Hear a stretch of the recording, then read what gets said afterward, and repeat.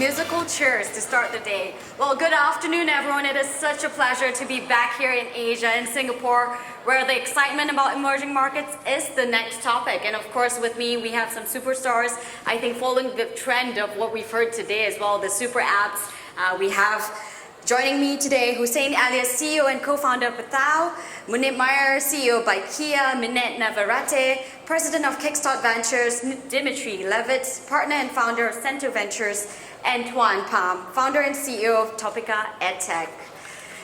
Now, Hussein, let's get started. You know, we don't have too much time. There's so much content. I always say content is king, and we want to get as much as possible from all these top panelists. And starting with Hussein, Bangladesh is among the fastest growing economies in Asia, growing faster than India and Southeast Asian countries. You have a large and talented population and manufacturing base, yet why has VC activity not really kept up with pace? And comparing that to Vietnam, you know, with a lower growth level, similar matrices, but it's considered to be harder to invest in Vietnam as compared to Bangladesh. Your thoughts? I think, there's a lot of VCs and PEs over here, and they can answer that better than I can, because that's the question that I ask myself, right? Yeah. And I think, after talking with a lot of different investors, what I've really found is that, VCs tend to have a mandate, a very specific mandate that, hey, I'm going to invest only in Southeast Asia. Sure. Right? And Southeast Asia is just in the corner, just in Myanmar. Otherwise, there are investors whose mandate is South Asia. But even when they say the mandate is South Asia, they only tend to look at India, right? And they forget that, hey, you know what? Outside of India, you have Pakistan over there, you have Bangladesh, Sri Lanka, and together you make up another 400 million people. Right. So obviously there is an opportunity to get in, and right now there isn't a lot of VCs. And however, as long as there is that opportunity, right? VCs will also not face as much competition. Sure. So what would be your sort of sell of Bangladesh to the VCs? I mean, lots of VCs and PEs here today. What would be your one sell of this is the time and this is now for Bangladesh? Right. I think obviously, as you said, right, the macros are very, very interesting. The countries are, and the growth rate is also very interesting. And now more than any time else, there's a lot more investable companies in Bangladesh. Right? It's not enough to just be a very interesting country. There needs to be investable companies. So the number of deals that are happening in Bangladesh now is much higher than it was even 5 years ago.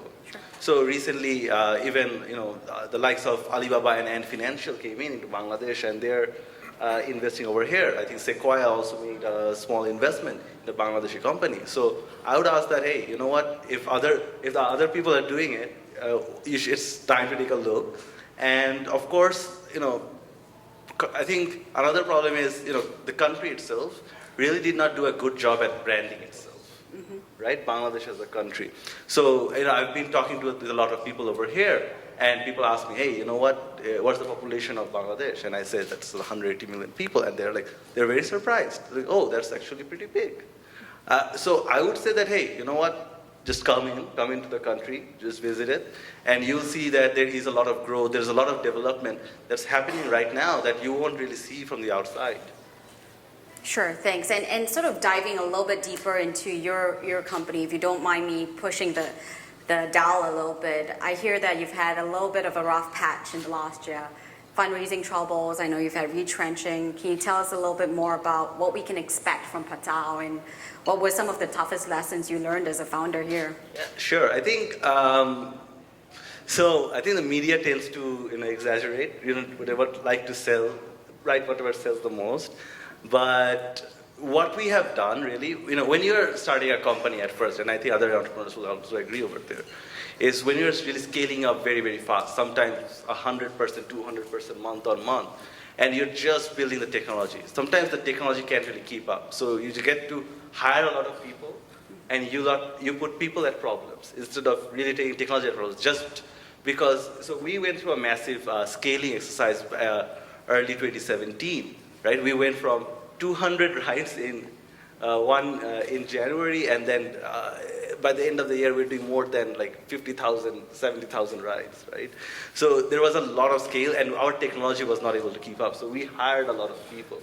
But over time, the technology did catch up, and what happened was that we had a lot of people, contractual people, that we had to retrench. Sure. So yeah, went through that exercise, and coming back up. Right now, the company is leaner than ever. It's more agile. We're moving faster. We're actually very excited to launch a few more verticals this year. Okay, great, great. Well, talking about problems, there's always problems with startups, and I know that that is part of the difficult journey. And I listened to Minette's recent interview in CNN where she says, well, Philippines has a lot of potential, but a lot of problems. But with problems, there are solutions. So, Minette, can you tell us about your sort of take with Philippines and why there hasn't been much VC activity as you think it should?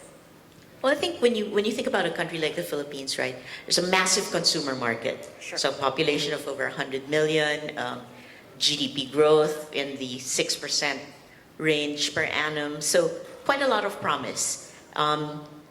But it is lagging. And there, classically, you mentioned maybe 4 barriers to that.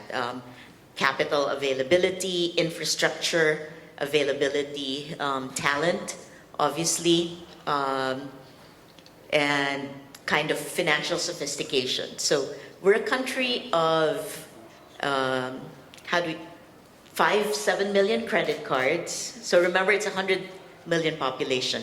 Maybe 5-7 million credit cards, 33 million bank accounts, 70-80 million Facebook accounts, and 122 million SIM cards. So what does it tell us? It tells us mobile first. It tells us internet active, highly engaged. I think 10 hours of internet every day is the average usage versus 3 hours of television. So this is a country ripe for digital solutions. Many problems still. Obviously, financial inclusion is big, affordability of healthcare. So there are a lot of opportunities. And I think the path to finding a solution and scaling a solution is clear. So that's why we're there. So, but when you look at countries like Singapore, and we've recently seen Gojek on the stage, you look at Tokopedia, Grab, Gojek, what's keeping Philippines from producing top startups like this? If you say there's so much potential there, what needs to be done? Is it an ecosystem issue? Is it a signaling issue where more success breeds success? You invest in the region and you see success from there, and more VCs come in, as what Hussein was saying. What does it take? There isn't a single dimension that you look at, and obviously we've mentioned some earlier barriers around infrastructure, financial inclusion, etc. I think the solutions are partly signaling, partly cultural. There is a lot of noise out there about the Philippines, some good, some hypey, some bad, and it's the ability to cut through that. Our belief in the Philippines, and the business sector tends to think this, is irrespective of the politics and the noise, business will continue, business persists. The fact of the GDP growing at 6% per annum is testament to that. The Philippines doesn't have a size problem in itself, right? The GDP of the Philippines, about 330 billion US dollars, is similar in size to the GDP of, say, a Singapore at 370 billion US dollars. It has a productivity and an efficiency gap, because that GDP needs to serve 20 times the size of the population, so sort of 7,000 islands, not one city. So that's kind of where we believe there are new solutions that come up. And again, whether it is signaling or it is more capital intensity, and we recently announced a new fund. Other companies have also come forward and announced a new fund. So we're sort of laying out the welcome mat, because more investors signal positive things for potential entrepreneurs. Great. And talking about new funds, you recently started you're supporting the Active Fund, which looks into data analytics and AI. Is there a particular interest point that with those two verticals that you're sort of signaling that sort of other market players can take lead from as well?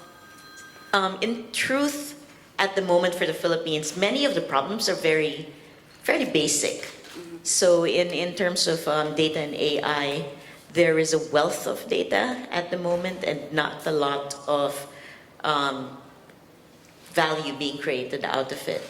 So I think for the moment, building up capability, so whether it's schools and talent, that's equally important. I think every single investor and every single founder will say, number one gap, talent. So I think that's one of the things we would like to see more of. Right, thank you. And moving on to Pakistan, Munib, there's been a lot of VC activity recently. Samayakar, partner fund of ours, I2I Ventures. What is your view? Is this really a drop of the ocean for a population of what, 200 million? And what can be said here for the future of Pakistan? Yeah, so I don't think most people recognize that Pakistan is the 5th most populous country in the world. In fact, after Indonesia, Pakistan is the most populous country. So we've got a lot of people. We just have, unfortunately, through the last couple of decades, we've had to fight wars, and so we've not seen investors invest, but given the last 5 years or so of general peace and economic, uplift, we're seeing more and more money being deployed. And I'm very confident because we do have talent. Like if anywhere in the world, for example, when you talk about software development, a chunk of that software development is outsourced from Pakistan, and hence we are able to build our own product, a product that competes with Uber, a product that allows us to win over Uber in the largest city in the country. So I think we have the opportunity. We just need to make the world realize that we will be, and after us, Nigeria and Bangladesh will be the next Indonesia. And it's the right time to start looking at us, because if you invest early, you get an opportunity that later stage investors won't. Right? So that's one thing.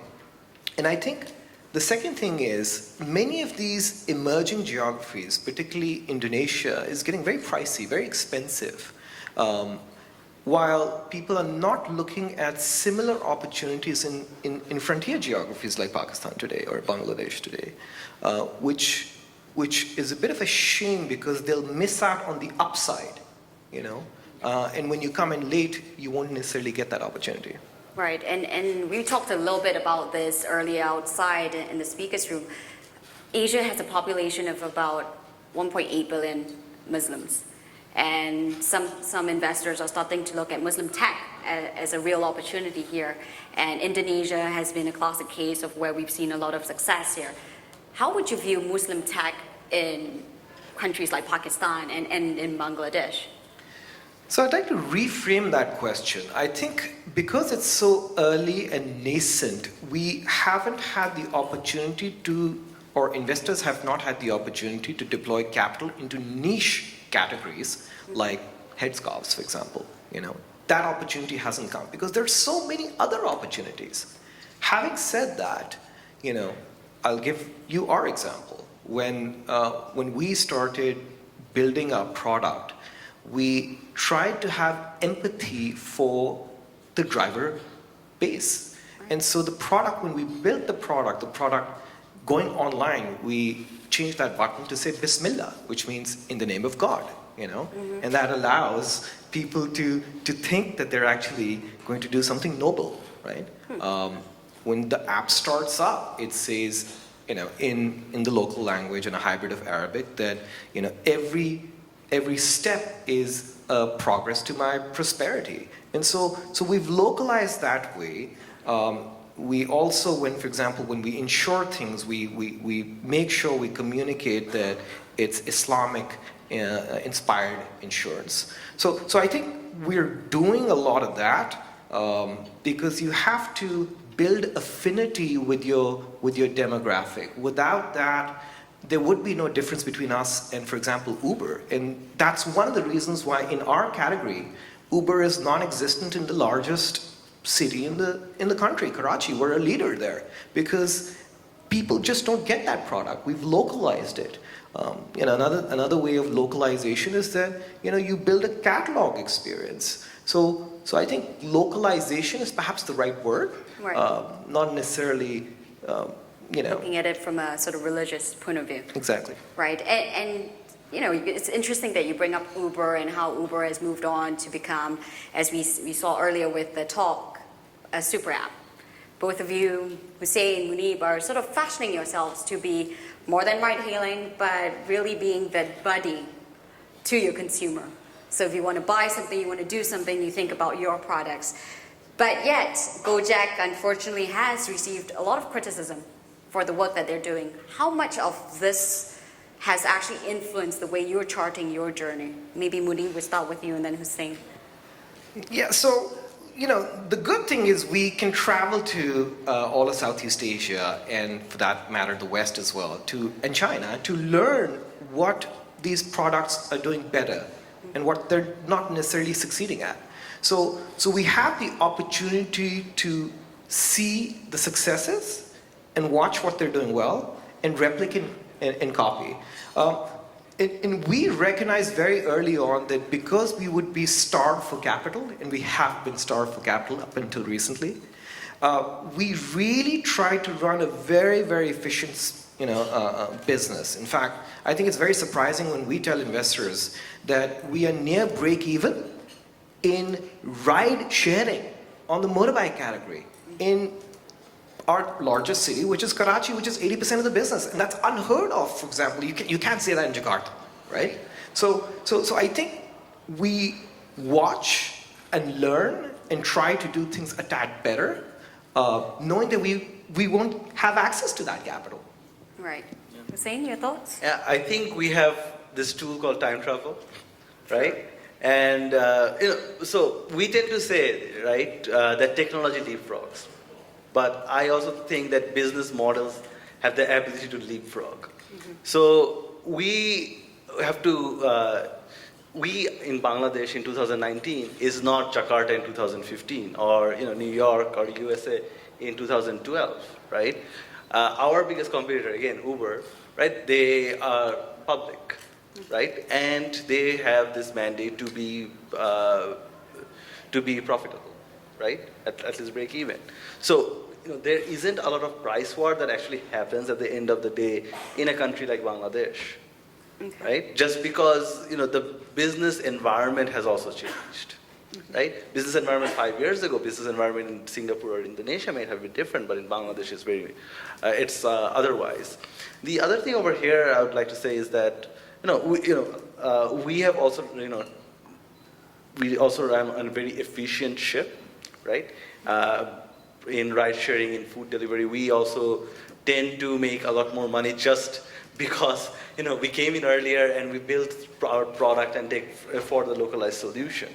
So yeah, I think the business environment does play a key role, right? It's only competitive as long as the other player is also throwing in money. If the other player does not throw in money, then you don't need to throw in money.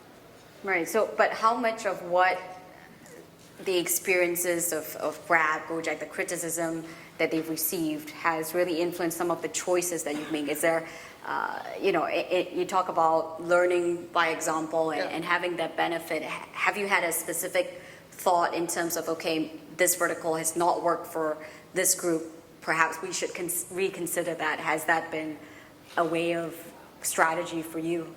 Yeah, so one learning that we got was that when I went to Jakarta, one of the things I realized is that some drivers were just on the platform, not for the bonus, but for some incremental money. Mm-hmm.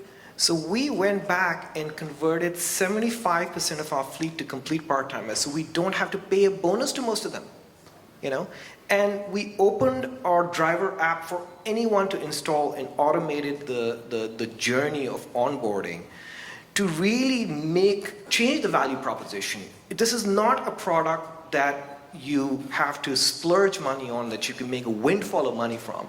This is a product that you can make incremental money on, and you can work whenever you want.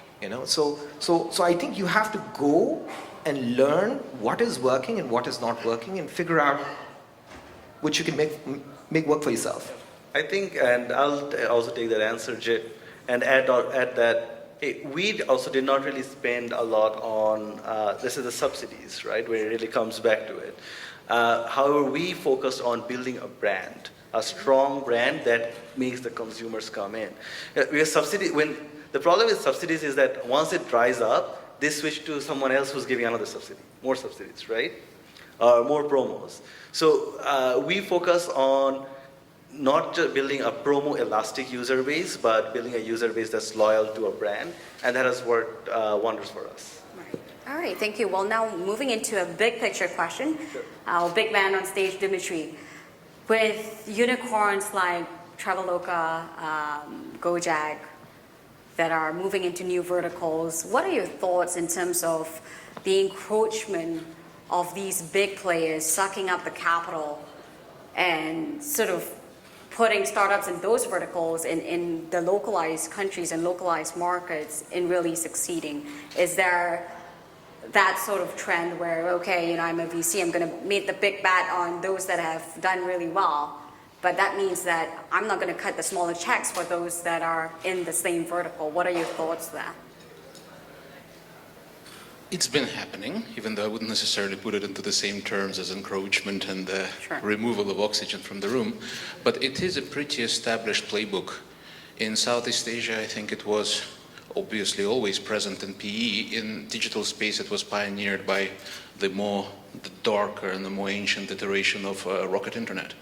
These guys were fantastic at putting out press releases in every market saying, we've raised more money than you ever have, and we'll raise more money than you ever will, and therefore surrender. And all that happened was 50 competitors popped up in every vertical they entered. So SoftBank is also now learning that in practice. And for every grab, Gojek rises. And that happens even in business models where the best funded player wins. And then there is the term that you used, space, which is also a bit complicated. What is food delivery space? There is not just the business model of delivering food. There is also the cloud kitchens, and there is the supplies, and there is the working capital, and there is hardware for restaurants, and there are coordination of logistics systems.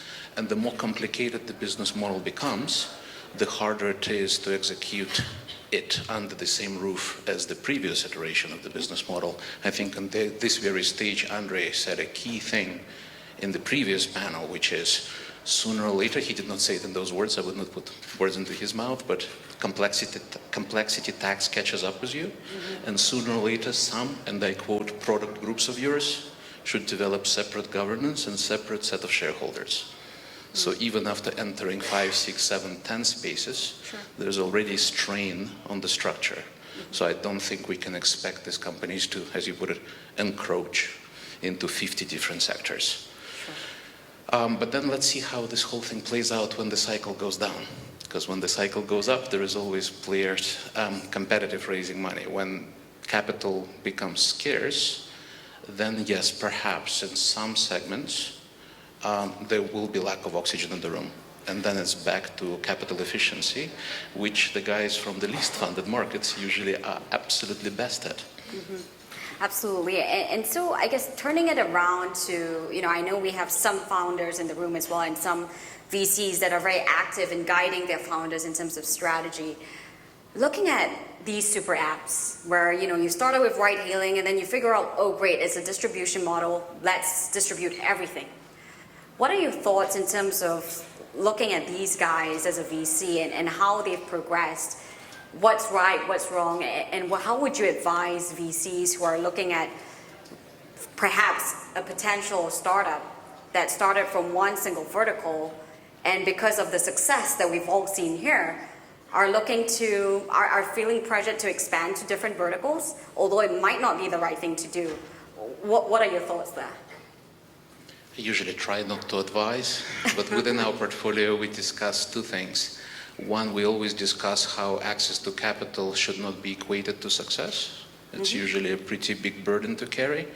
And the second thing is study the playbooks of the players that come to us from the future that are rather more advanced.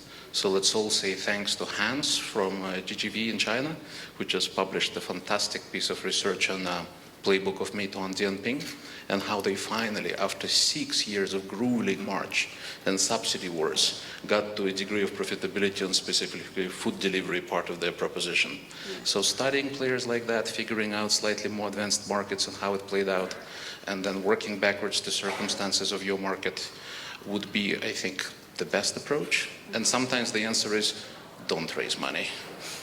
Absolutely. And your firm, I know, we are all data geeks here, I think, up on the stage. And your firm looked at Vietnam and Philippines recently. What are your projections for the market? What are you excited about? What are you cautious about that among your investor friends you're chatting on as you're considering entering these new markets?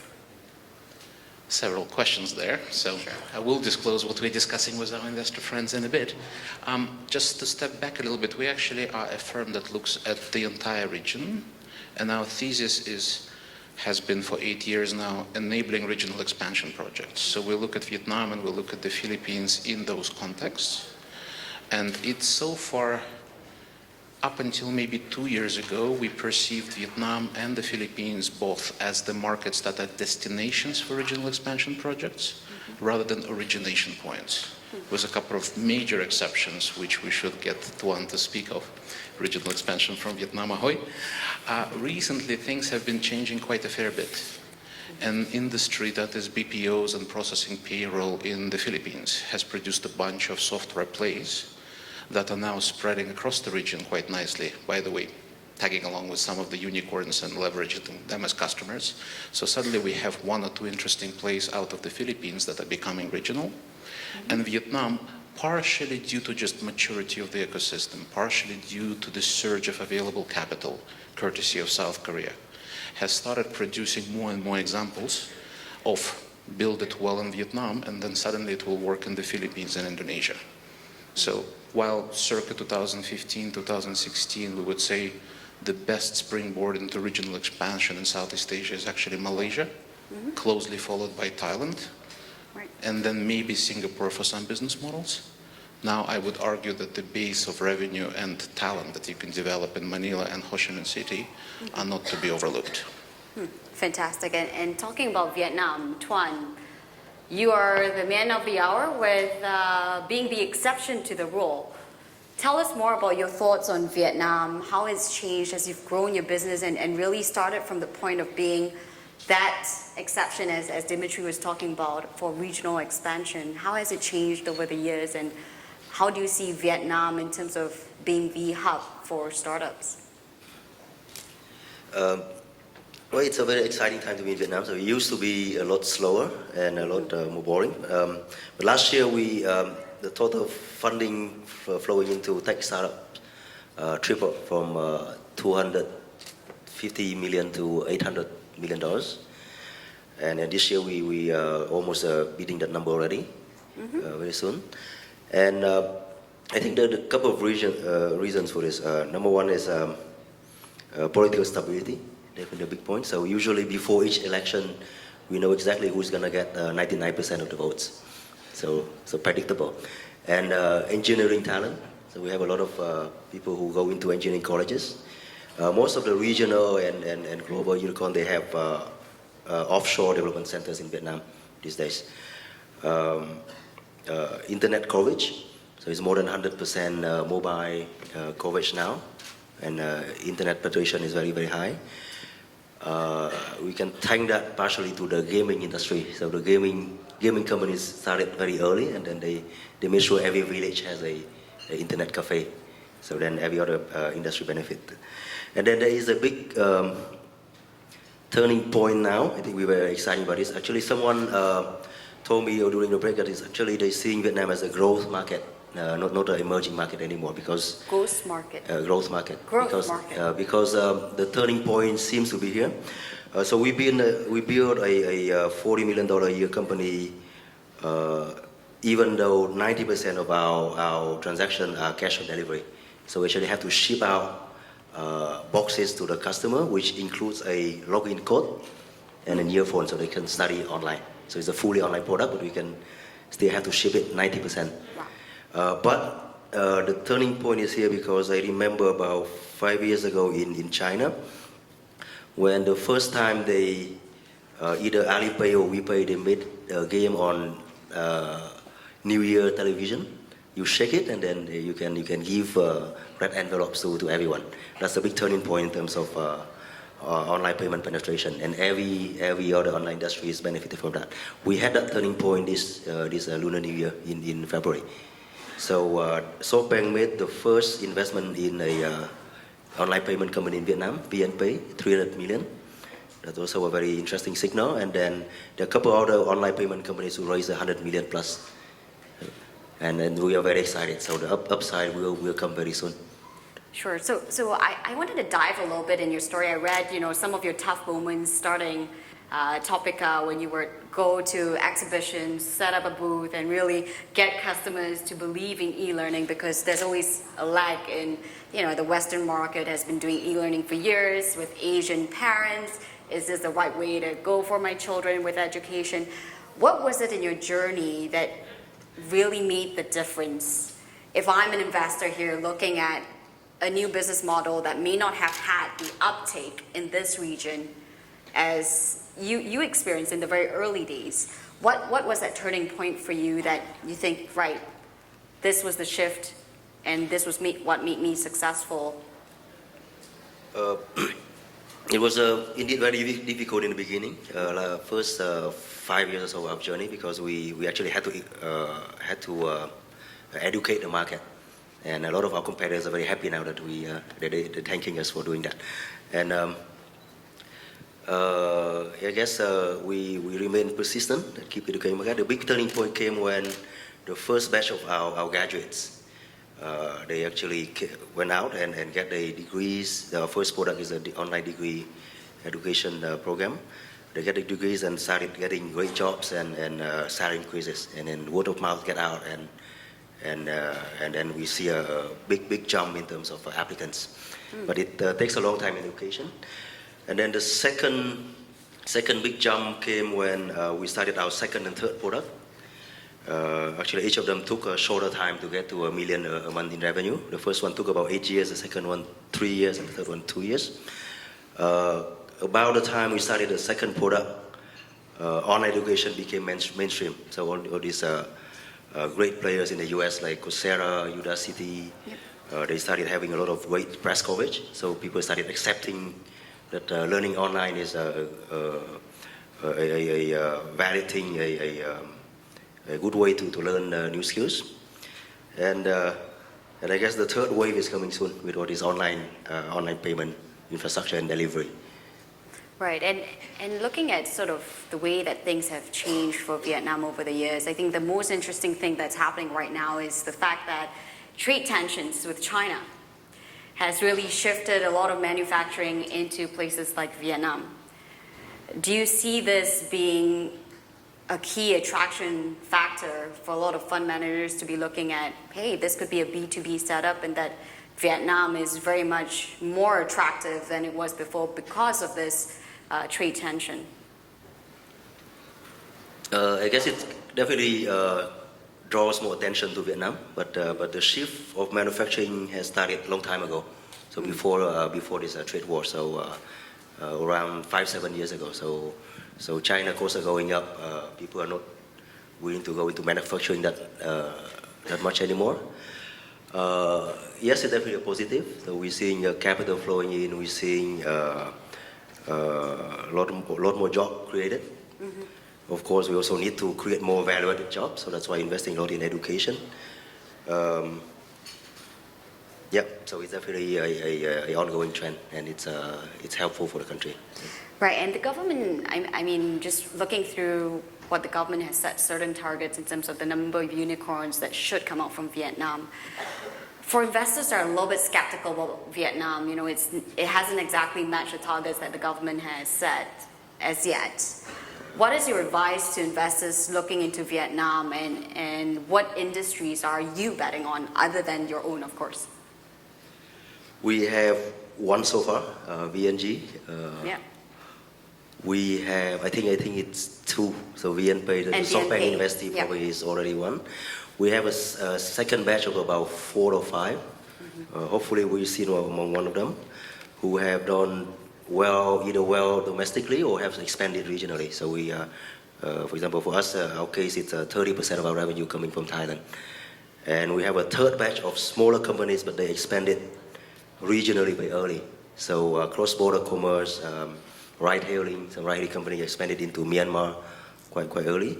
So so these are the interesting players to watch, and they all growing very fast. They all raising, have a great access to capital and great products. Great. All right. And we only have a couple of minutes. So what I want to do is I want to do a quick rapid fire around the panel, starting with Minette.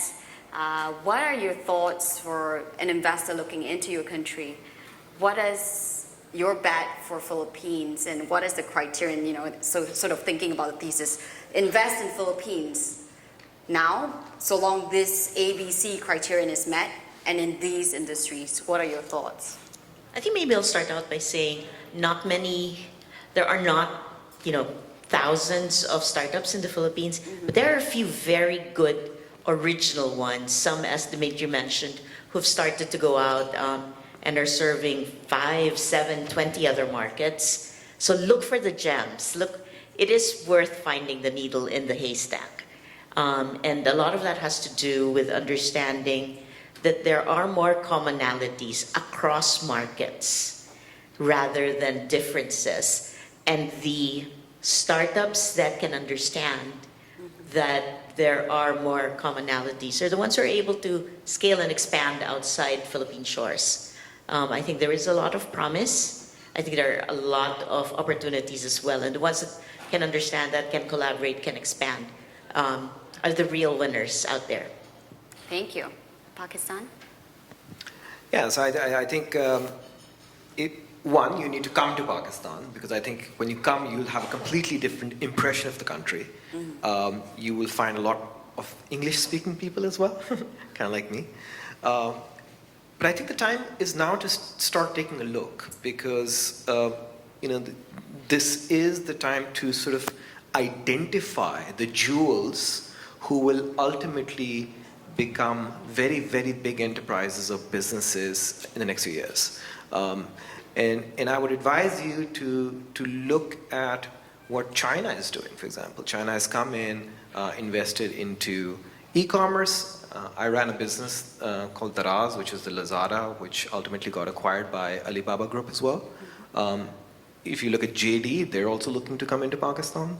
So there are I think there's a lot more Chinese interest into Pakistan than there is Southeast Asian interest. Having said that, I would encourage all of you to come to see for yourself how big the opportunity is. Thank you. Bangladesh. Yeah, so, the title of this panel is, Asia's emerging market is worth the wait. Well, so you can wait, right? But is it worth it? The cost of ignorance is very high, right?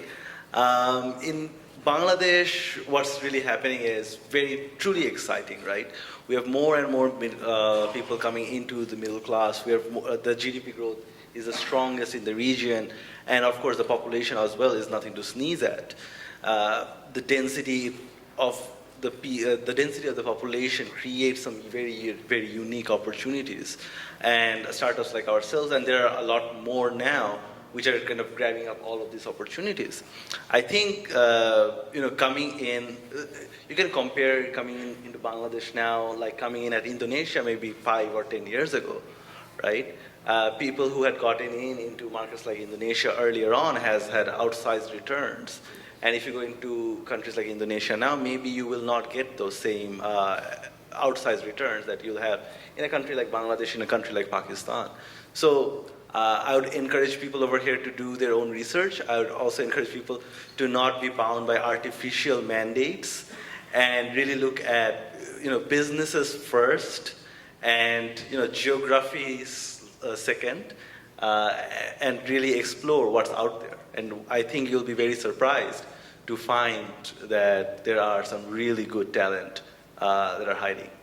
Thank you. Dimitri, thoughts of Asia's emerging markets, is it worth the wait? And what industries are you backing on?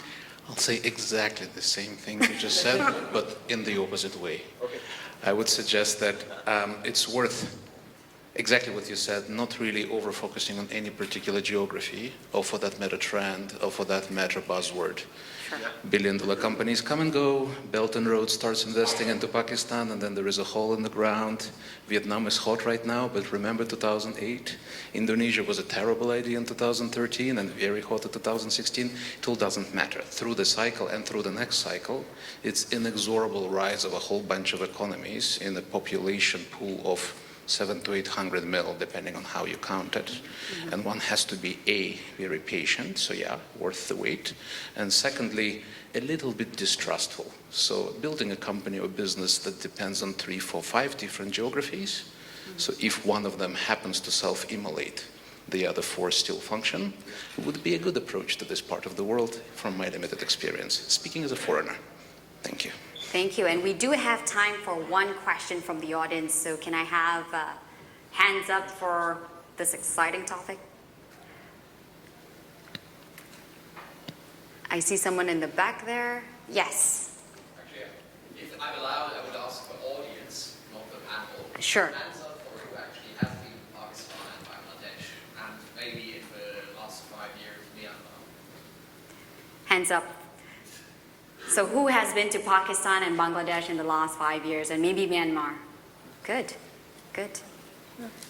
It's more than I thought. Yeah, yeah. Any other questions? We do have time for one last question before time is really, really up. No? All right. Well, then, thank you very much to everyone. You know, it's always a pleasure to have some really great panelists on stage for an important topic.